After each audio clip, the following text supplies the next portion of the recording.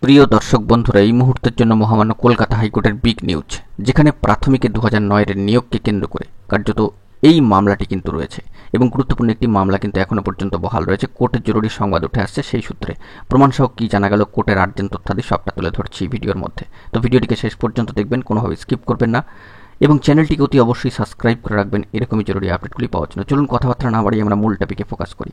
আমরা চলে যাচ্ছি মহামান্য কলকাতা হাইকোর্টের অ্যাফিলিয়েটেড সাইটে। বন্ধুরা দেখতে পাচ্ছেন অন স্ক্রিনে অত্যন্ত গুরুত্বপূর্ণ প্রাথমিকে 2009-এর নিয়োগ সংক্রান্ত বিষয়ে অত্যন্ত গুরুত্বপূর্ণ একটি মামলা, অবশ্যই কিন্তু হাওড়া জেলার ক্ষেত্রে। হাওড়া জেলা দেখুন, কার্যত হাওড়া লেখা রয়েছে এবং এই মামলার ক্ষেত্রে পরবর্তী শুনানির দিনক্ষণ অবশ্যই মহামান্য কলকাতা হাইকোর্টের সিঙ্গেল বেঞ্চে নিউ মোশন 1-এ স্টেজে কিন্তু রয়েছে।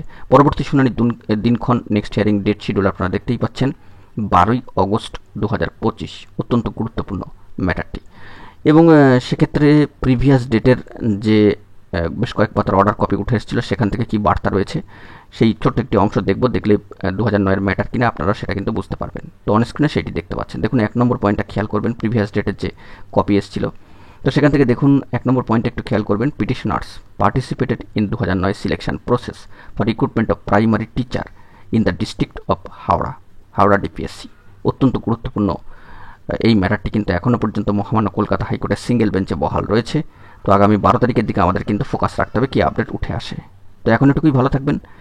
জরুরি তথ্যাদিগুলি পাওয়ার জন্য অতি অবশ্যই চ্যানেলটিকে সাবস্ক্রাইব করে নিয়ে সঙ্গে থাকবেন। ধন্যবাদ।